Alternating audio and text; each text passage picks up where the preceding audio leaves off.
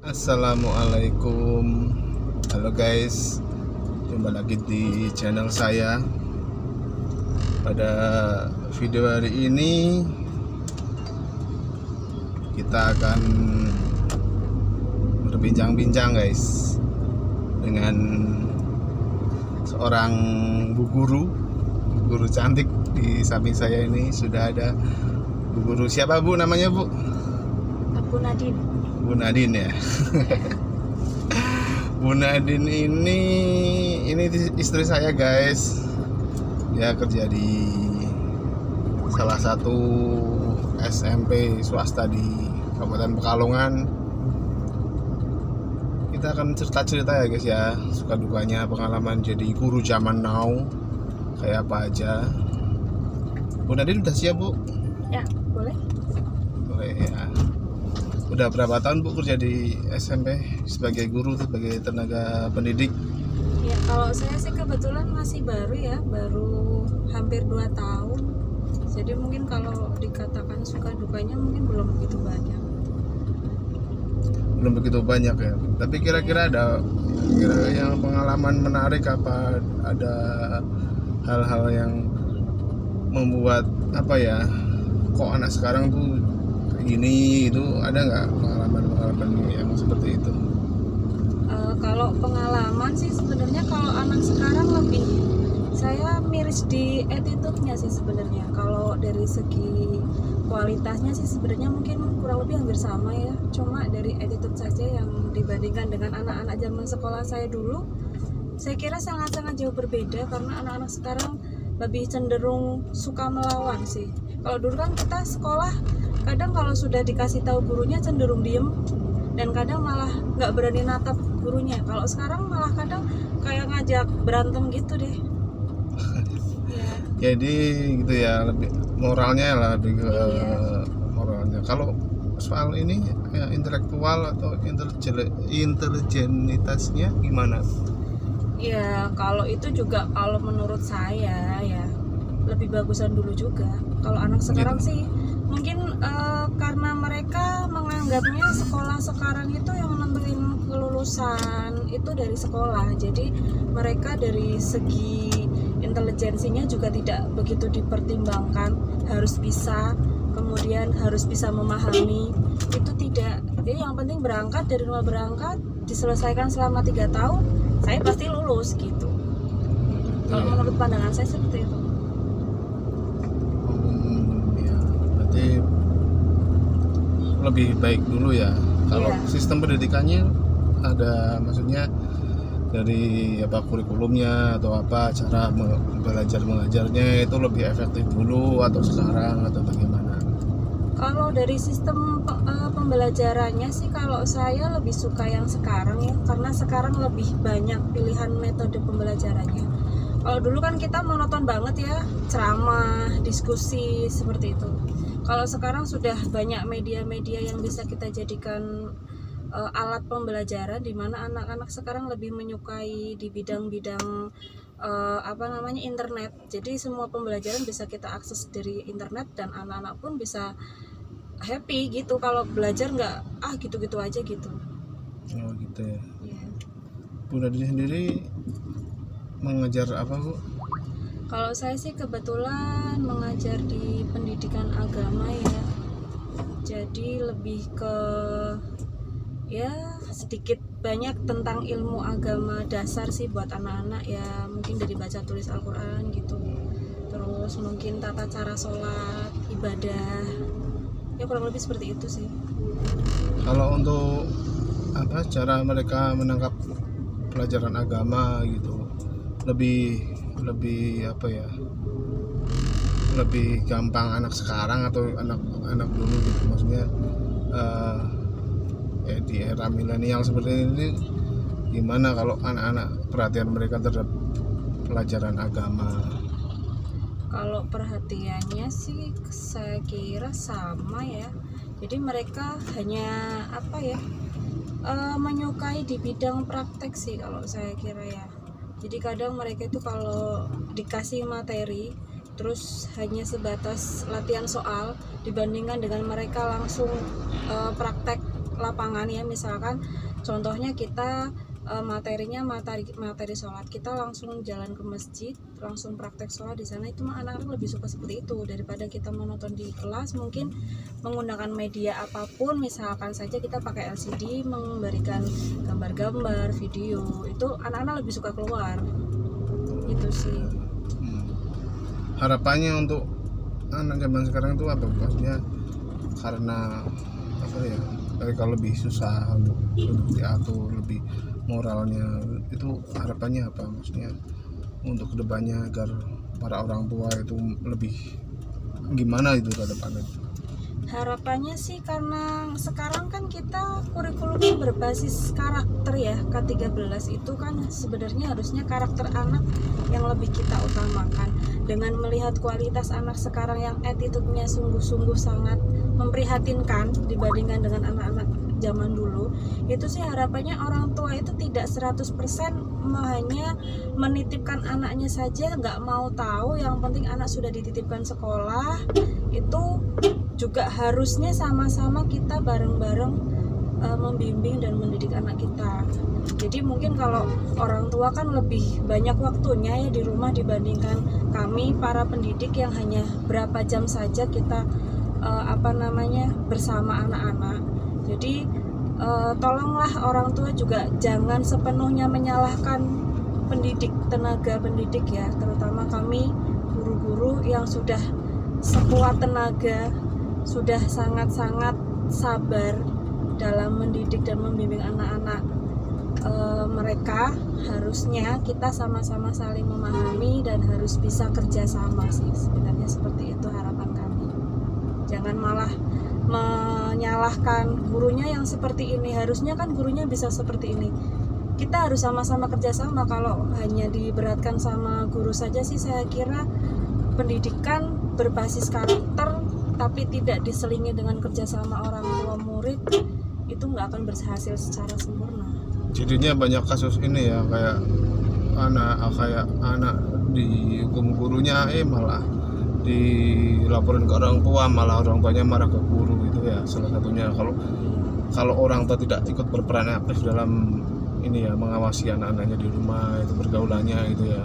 Iya seperti itu, makanya kan sekarang sudah banyak banget ya. Kalau dulu anak ngadu ke orang tua di sekolah seperti ini kan anak kan cenderung malah dimarahi ya di rumah. Tapi kalau sekarang orang tua malah cenderung nggak terima, datang ke sekolah terus ngomong ini itu, gurunya bagaimana, sekarang ada hukumnya, nggak boleh menghukum anak. Yang namanya guru itu menghukum anak bukan sama sekali tidak punya rasa sayang, justru kenapa kita menghukum anak supaya anak itu bisa lebih baik, sebenarnya seperti itu. Cuma kadang anak yang terlalu dimanjakan lah itu yang menjadikan mereka itu tidak bisa menghargai guru di sekolah juga seperti orang tua mereka di rumah. Sebetulnya apa yang mendasari moral atau attitude anak-anak zaman sekarang dengan zaman dulu yang berbeda? Atau apakah lingkungan, ataukah zaman sekarang kan banyak media-media yang mereka meniru dari mana saja, dari internet maupun dari televisi dan lain, apa yang mendasari perbedaan attitude zaman dulu sama zaman sekarang, anak zaman dulu itu apa? Kalau yang sangat-sangat ketara sih jelas ya, sekarang sudah banyak media sosial, anak-anak sudah sangat mudah mengakses apapun yang mereka inginkan dengan internet. Dan sekarang juga banyak sekali anak-anak kecil sudah dibekali ilmu tentang bagaimana mengoperasikan handphone ya, mereka sudah bisa mengoperasikan handphone dari sejak usia dini. Di sekolah juga banyak yang bawa HP. Iya, kebetulan di sekolah kami memperbolehkan, tapi untuk jam-jam KBM memang harus dititipkan di BK seperti itu. Jadi HP boleh dibawa itu untuk kepentingan antar jemput siswa seperti itu. Sebenarnya kita sih memberikan fasilitas telepon kantor ya, telepon sekolah, cuma terkadang anak-anak lebih memilih bawa dan dititipkan. Nah itu kemarin juga sempat ada kasus bahwa anak HP-nya nggak dititipkan, terus jam kosong bukan berarti nggak ada gurunya. Kadang kita kan masuknya nggak tepat waktu karena yang namanya ngajar kan nggak 1 jam 2 jam ya, kita harus pindah dari kelas A ke kelas B ke kelas C, kita butuh waktu jalan kaki mungkin. gurunya belum datang mereka main TikTok, diupload lah di sosmed. Nah, kita deh para guru yang kena ya. Jadi sebenarnya penggunaan handphone untuk anak-anak usia SMP menurut saya masih kurang tepat. Jadi anak-anak itu harus diberi pengawasan juga untuk HP. Kalau anak-anak kelas SMP harusnya nggak usah pakai handphone yang dilengkapi dengan fitur-fitur yang canggih yang bisa membuat anak-anak itu lebih cenderung kecanduan HP daripada untuk belajar seperti itu. Tapi kan kadang alasannya ini buat cari bahan materi di internet gitu kan, kayak gitu. Misalkan itu kan seperti dua mata sisi uang yang tidak bisa dipisahkan ya. Iya. Di satu sisi bermanfaat, tapi di sisi yang lain juga ada ininya juga. Dan mereka kan belum sepenuhnya dewasa ya, jadi belum tahu ini. Sebetulnya usia berapa yang yang memang cocok lah untuk usia anak itu diberikan HP itu usia berapa? Mungkin usia SMA ya. Usia SMA kenapa dikatakan layak? Mereka sudah bisa memahami bagaimana penggunaan handphone yang baik, bagaimana menggunakan bijak gitu ya. Iya, dengan bijak. Mereka bisa menggunakan dengan bijak. Kalau mereka bisa menggunakan dengan bijak, saya yakin handphone yang mereka miliki itu sangat membantu untuk pembelajaran mereka di sekolah. Contohnya kalau misalkan ada beberapa tugas yang mungkin di rumah tidak bisa ditanyakan dengan guru langsung, mereka bisa mengaksesnya dengan internet. Tapi kalau anak-anak SMP kan cenderung walaupun di HP ada serba ya, karena mungkin belum bijak tadi ya, jadi anak-anak hanya lebih untuk ngegame itu tadi, untuk TikTok ya, untuk mainan sosmed. Jadi untuk mencari materi di HP itu kalau belum dibimbing secara tepat, benar, itu mereka belum tahu fungsi handphone untuk sekolah itu sebenarnya apa. Kadang malah anak-anak SMP lebih handphonenya bagus-bagus, canggih-canggih itu cuma untuk gengsi aja sih sebenarnya. Kalau untuk fungsinya sendiri mereka belum begitu tahu. Kalau ini bicara di bidang pendidikan ya. Kalau guru zaman sekarang ini di sekolahannya ibu sendiri sudah ini enggak terutama gajinya itu sudah memenuhi ini enggak atau masih kurang atau gimana? Soalnya ini kan di luar sana khususnya di Kabupaten Pekalongan tuh banyak yang guru GTT gitu ya, yang masih ngabdi itu katanya itu ya digaji kurang pantas lah, tidak layak lah itu. Kalau pandangan ya, Anda sendiri gimana, maksudnya di sekolahnya jenengan atau umumnya ini sudah pantas nggak guru digaji atau seharusnya lebih gede atau gimana? Kalau menurut pandangan saya sih ya, yang namanya guru itu kan katanya kan mencerdaskan anak bangsa ya. Jadi anak bangsa itu bisa cerdas berkat dukungan atau ilmu dari Bapak Ibu guru. Harusnya yang namanya Bapak Ibu guru itu diberikan apresiasi yang cukup tinggi. Kenapa? Karena adanya dokter, adanya polisi, mungkin insinyur dan lain sebagainya itu kan berawal dari sekolah ya. Sekolah yang mengajari mereka membaca, menulis itu kan seorang guru. Harusnya yang namanya profesi seorang guru itu juga setidaknya UMR lah. Tapi mungkin sekarang untuk menjadikan UMR terkadang mungkin kendalanya di pendapatan daerah masing-masing kabupaten kota sih mungkin menurut saya. Harapannya sih kita sebagai seorang pendidik harusnya lebih diperhatikan lah ya. Harus mengerti bahwasanya yang namanya orang cerdas, orang pintar itu kan berawal dari sekolah. Yang namanya sekolah yang mengajari pasti Bapak Ibu guru. Harusnya juga diberi apresiasi. Ya iya sih, kalau dikatakan apresiasi kan sudah dikatakan ya, guru itu tanpa tanda jasa. Iya, tanpa tanda jasa. Kita memang ikhlas mengajari anak-anak kita ya, mau dibayar berapapun. Tapi sekarang kan kita realistis, yang namanya orang bekerja kan harapannya mendapatkan imbalan lah ya. Walaupun sih mungkin imbalannya tidak sebesar yang mungkin orang-orang kira. Bu guru gajiannya seperti ini, bu guru gajiannya seperti ini. Cukup sih kalau bagi saya, yang penting bisa untuk memenuhi kebutuhan sehari-hari sudah cukup sih menurut saya. Harapannya ini dengan adanya Pak Nadiem Makarim yang bukan background seorang dari kalangan teknokrat pendidik, tapi beliau berangkat dari seorang entrepreneur muda, dan beliau itu sekarang menjabat sebagai menteri. Ini ada harapan-harapan atau terobosan-terobosan ini yang sekiranya perlu dilakukan untuk dunia pendidikan. Itu harapannya pada menteri pendidikan yang sekarang.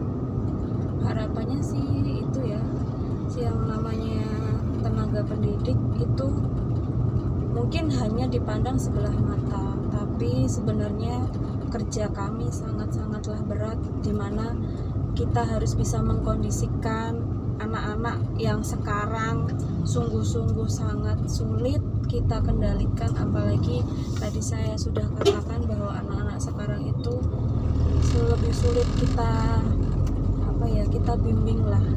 Jadi harapannya sih kedepannya mungkin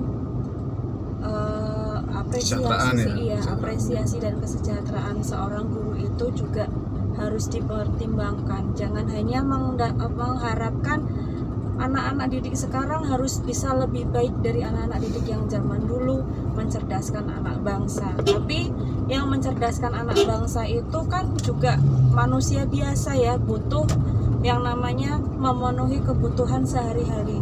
Kalau kita tidak diperhatikan kesejahteraannya, bagaimana kita bisa semangat dalam mengajar?